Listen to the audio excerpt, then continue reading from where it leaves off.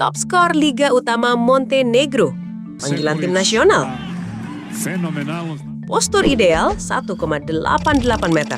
Di atas kertas, Balša Sekulić adalah predator murni.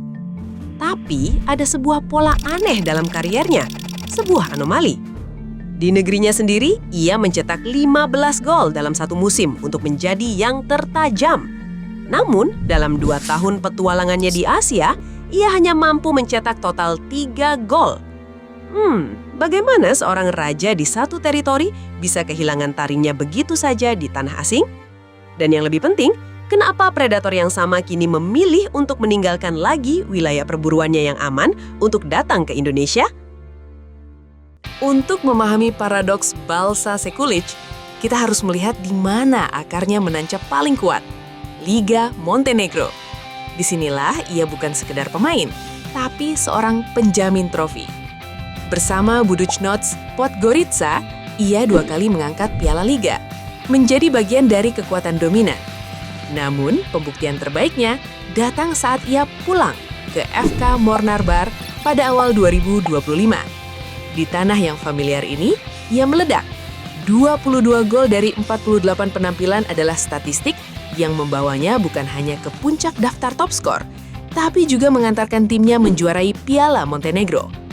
Disinilah habitat alaminya, tempat di mana ritme permainan, ekspektasi, dan atmosfer kompetisi sudah ia kuasai sepenuhnya.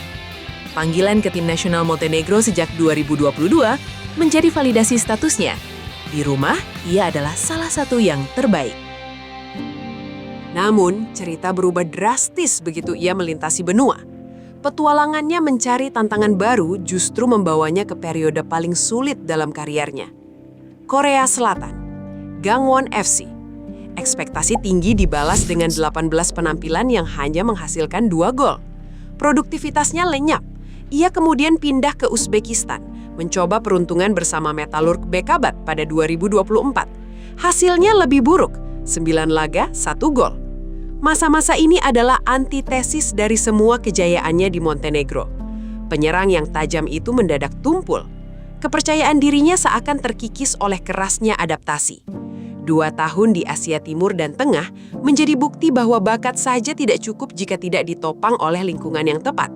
Kegagalan ini memaksa Sekulić mengambil langkah mundur untuk bisa melompat lebih tinggi. Ia kembali ke Montenegro. Dari perjalanan kariernya, sebuah pola terbaca dengan sangat jelas. Balša Sekulić adalah pemain yang sangat dipengaruhi oleh ekosistem di sekitarnya. Kegagalannya di Korea dan Uzbekistan bukanlah soal penurunan kualitas, melainkan tantangan adaptasi dengan level kompetisi dan gaya bermain yang berbeda. Kepulangannya ke FK Mornar Bar adalah sebuah studi kasus tentang kekuatan percaya diri. Di lingkungan yang familiar, ia tidak perlu lagi membuktikan siapa dirinya. Ia hanya perlu bermain. Hasilnya adalah kebangkitan karier yang fenomenal, yang pada akhirnya menarik perhatian Persib Bandung. Manajemen Persib sadar akan pola ini.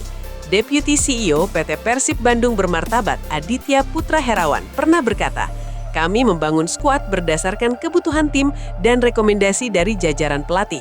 Kami percaya Balša Sekulić memiliki kapasitas untuk menjawab tantangan tersebut serta memberikan kontribusi positif bagi performa tim." Sebuah pertaruhan yang didasari keyakinan bahwa Bandung bisa memberikan apa yang gagal diberikan Korea dan Uzbekistan, sebuah rumah. Jadi, kita kembali ke pertanyaan awal. Mengapa seorang pemain dengan rekam jejak seperti itu berani bertaruh lagi di tanah asing? Karena setelah membuktikan lagi ketajamannya, ini bukan lagi soal kemampuannya. Kontrak 2 tahun hingga 2028 di Persib adalah pertaruhan terbesar dalam kariernya. Pertanyaannya bukan lagi soal apakah sang predator masih punya taring, tapi apakah tanah Bandung adalah teritori baru di mana ia bisa kembali berburu?